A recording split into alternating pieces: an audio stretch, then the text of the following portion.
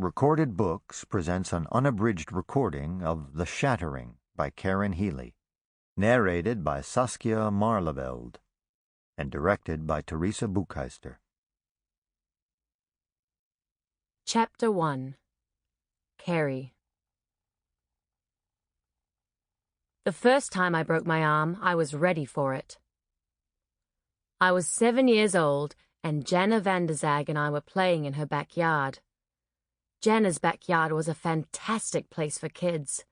A big dollhouse and a lot of bush out back for playing hide-and-seek in, and a brand-new zip-line her dad had made, sloping from a tall platform built into the sturdiest tree down to a brace attached to the next sturdiest. Janna had been using the zip-line for days, and she flew down with style, blonde hair like a banner, the T-bar gripped tightly in her hands. I climbed the ladder and clung there as she ran the T-bar back up to me on its long rope. The zip-line hadn't seemed so high up from the ground. What if I fell off and broke my arm? I thought. And I mean I really thought. I pictured it in my mind, working out the way it could happen and what I should do if it did. I decided that a bone would go crunch or crack, and I would sit up and cradle my arm and yell, "Janna, get your mum!" and then go to the doctor in the family's big blue van that fit all of the Vanderzag kids for Sunday Mass.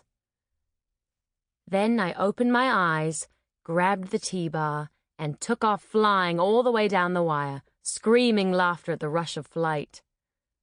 My landing was perfect, and I ran the T-bar back up to Janna for her turn, heart jumping with joy and terror. My body was so free.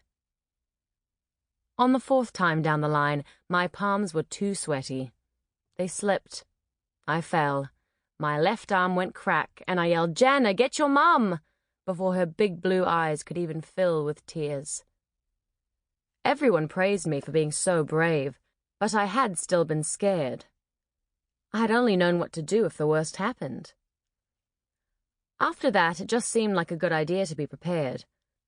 I hung a go-bag on my door in case of a fire or an earthquake, and put a mini first aid kit in my backpack, and I rehearsed possible disasters in my head, over and over until I was sure I knew how to react. I knew it sounded a little bit crazy, and I stopped telling anyone about it when Hemi Koroheke called me creepy, and with smug emphasis neurotic, which was our Year 8 word of the day. But I did it anyway.